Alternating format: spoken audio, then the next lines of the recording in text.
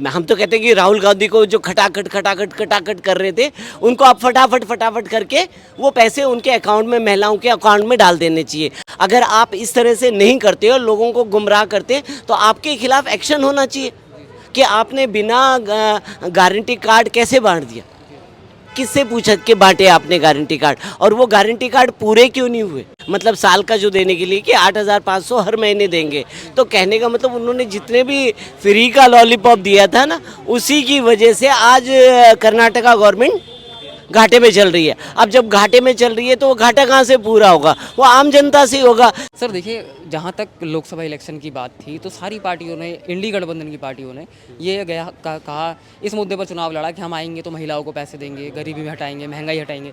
मगर चुनाव के बाद ऐसा कुछ देखने के लिए नहीं मिल रहा। क्या चुनावी जो नारे होते हैं, जो मुद्दे होते हैं, वो सिर्फ जनता को लुभाने के लिए होते हैं? बस यही बात है कि वो जो वायदे करते हैं ना, ये तो खाली वायदे करते हैं, कोई ये एक तरह से बेवकूफ़ बनाने वाला काम है।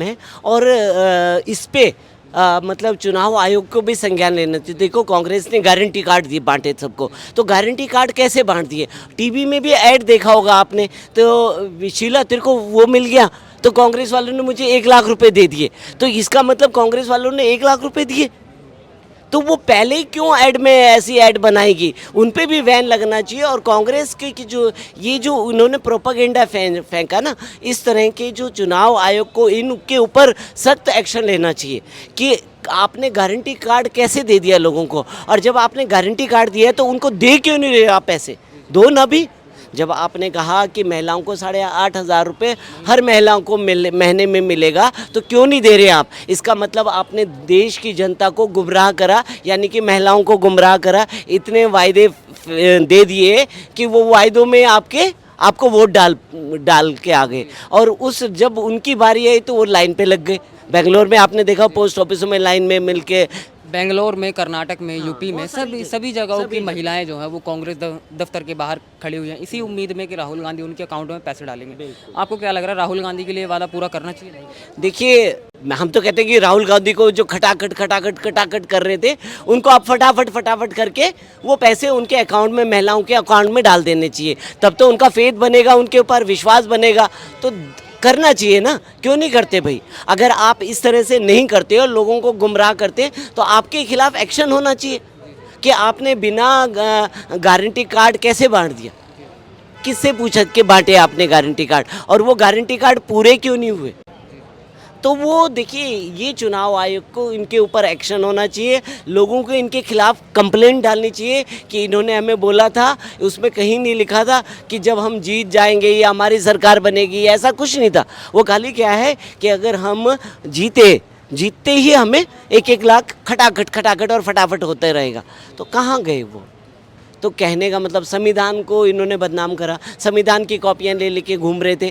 क्या भैया संविधान, क्या आरक्षण ख़त्म हो गया? कहते मोदी जी आरक्षण ख़त्म कर देंगे। क्या आरक्षण ख़त्म हुआ? नहीं हुआ। पर क्या है, संविधान का ढोंग लगा करके हर जगह जगह जा कर के, घर घर जा कर के इन्होंने कहा संविधान को बेवकूफ़ बनाने का काम, और एक पक्ष के ऊपर, हमेशा एक पक्ष के ऊपर राजनीति करते।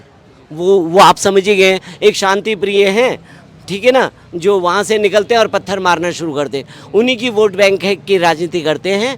हिंदुओं को जागृत होना चाहिए। मैं कहता हूँ, हिंदू कहाँ सोया रहता है। वो थोड़ी थोड़ी से, किसी ने आटा फ्री दे दिया, किसी ने चावल फ्री दे दिए, किसी ने बस फ्री कर दी, किसी ने बिजली फ्री कर दी। तो आप ये छोटी छोटी आवश्यकताओं के ऊपर बिक जाएंगे तो कहीं पे भी नहीं दिखेंगे। हिंदू आने वाले समय में अगर इसी तरह जाति और धर्म में मतलब जातियों में बटा रहा, तो हिंदू कहीं नहीं दिखाई देगा आपको। तो हमेशा हिंदू को क्या है, जैसे वो एक पक्ष को वोट डालते हैं, वो बीजेपी को, आप ये मैं कहूँ कि योगी जी और मोदी। बिहार के अंदर जब लोकसभा चुनाव थे तब तेजस्वी यादव ने वादा किया था कि उनकी सरकार आएगी तो वो 1 करोड़ रोजगार देंगे। मगर अभी नीट परीक्षा घोटाले का जो मामला चल रहा है, उसके अंदर तेजस्वी यादव का नाम सामने आया है। इस चीज़ के लिए बिल्कुल, ये तेजस्वी यादव जैसे लोग ही तो ना, देखिए उनके पापा क्या थे, वो चारा खा गए थे। उनके पापा ने चारा घोटाला कर दिया था। रेलवे में भर्ती करने के लिए उन्होंने लोगों की ज़मीनें हड़प ली थी। तो वो उस पार्टी से आते हैं। लालू प्रसाद यादव ने क्या करा था, जेल के अंदर बैठ करके अपनी मैडम राबड़ी देवी को सीधा मुख्यमंत्री बना दिया था, जिस मैडम को कुछ आता जाता नहीं था उसको मुख्यमंत्री। अब ये तेजस्वी साहब 8वीं पढ़े हुए ये उप मुख्यमंत्री बन गए, तो करना ही इन्होंने था। ये जो धांधलेबाजी चल रही है, देश को गुमराह करने का काम चल रहा है ना, ये विपक्ष का काम है। इंडियन अलायंस जो बना हुआ है ना, उसका काम यही है, देश की जनता को गुमराह करते जाओ, वोट बैंक की राजनीति करते जाओ, वोट लेते जाओ और खिसक लो।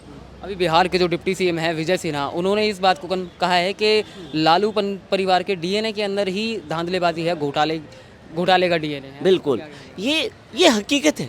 वो डीएनए मैंने आपको बताया ना, लालू प्रसाद चारे घोटाले में फंसे हुए हैं। लालू प्रसाद आपका जो है ये ज़मीन घोटाले में फंसे हुए हैं कि लैंड फॉर जॉब के लिए, वो उसमें फंसे हुए हैं। तो लालू प्रसाद यादव जो हैं पूरे घोटालों की सरकार है। उनके पूरे परिवार का समीकरण ले लीजिए, निशा भारती लीजिए और जो भी लीजिए, उनके परिवार में सब घोटाले में, और सभी जो है बेल पे हैं और बेल से जेल में जाने वाले हैं। देख लीजिए केजरीवाल का हाल, जो कहता था मैं देश की राजनीति बदलने आया। हम तो देश की राजनीति बदलने आए, क्या हुआ? सबसे बड़ा 52 करोड़ का शीश महल बना लिया जयराम जी की, एक के साथ एक फ्री कर दी, ठीक है। शराब घोटाला कर दिया, उसमें भी अपना क्या करा, लोगों का पैसा लिया, लोगों को तो ठेंगा दिखा दिया, प्रचार और प्रसार में सारी दिल्ली में प्रचार प्रसार कर दिया उसी फंड को, पर विकास के नाम पे कुछ नहीं करा। जितना पहले 15 साल उसने करा राज, शीला दीक्षित ने, जो उन्होंने करा हुआ था उसी की खाई उन्होंने, बाकी कुछ नहीं करा। दिल्ली में जो कहते थे ना, यूएसए में जाकर के कहते थे कि यूएसए में जाके हमने शिक्षा नीति को बहुत बदल दिया। क्या शिक्षा नीति बदल गई है? 22-22 लाख के कमरे बना दिए, कमरों में क्या कर दिया, 22 लाख का वोचर भर दिया, ठीक है। मोहल्ला क्लिनिक बना दिए 22-22 लाख के। मोहल्ला क्लिनिक क्या थे, कोरोना के टाइम पे वो जो मोहल्ला क्लिनिक थे वो बंद पड़े हुए थे। तो कहने का मतलब ये खाली भ्रष्टाचार करने वाले लोग हैं। भ्रष्टाचार, देश को लूटना है, खसोटना है और अपना खिसक लेना। बहुत बहुत शुक्रिया। एएस रावत। अच्छा सर, जैसे कि आप जानते हैं कि 2024 का जो लोकसभा चुनाव था वो महंगाई गरीबी के मुद्दे पर लड़ा गया, मगर वहीं कर्नाटक से हमारे लिए खबर सुनने में आती है कि राहुल गांधी डीजल पेट्रोल के दाम बढ़ा रहे हैं। इस चीज़ को आप देखिए, कर्नाटक का गवर्नमेंट ने जितने लॉलीपॉप दिए थे ना, सब महिलाओं को 1-1 हज़ार रुपये देंगे। अभी भी उन्होंने यही कहा, 8,500 मतलब वो 1 लाख रुपये महीना जो दे, मतलब साल का जो देने के लिए कि 8,500 हर महीने देंगे। तो कहने का मतलब उन्होंने जितने भी फ्री का लॉलीपॉप दिया था ना, उसी की वजह से आज कर्नाटका गवर्नमेंट घाटे में चल रही है। अब जब घाटे में चल रही है तो वो घाटा कहाँ से पूरा होगा? वो आम जनता से होगा। जनता को ये समझ में नहीं आता। जनता समझती फ्री में मिल जाए तो वो बहुत अच्छा है, पर क्या ये नहीं समझती कि वो हम ही लोगों के पैसों से जा रहा है, टैक्स के पैसों से ही आपसे ले रहे हैं। तो कोई गवर्नमेंट अपनी तनख्वाह, या कोई मुख्यमंत्री या कोई उप मुख्यमंत्री या कोई मंत्री अपनी तनख्वाह से तो कटवाता नहीं है, तो वो हमारे टैक्स के पैसों से हमें दिया जा रहा है और उसी में लोग खुश रहते। और फिर उसके बाद में गवर्नमेंट घाटे में चली जाती है। फिर क्या, जल बोर्ड, अभी दिल्ली का हाल देख लीजिए। दिल्ली के हाल में क्या हो रहा है, जल बोर्ड घाटे में चल रहा है। जो 600 करोड़ रुपए फायदे में चल रहा था, वो आज मतलब 73,000 करोड़ घाटे में चल रहा है, ठीक है ना। पानी फिर भी नहीं मिल रहा।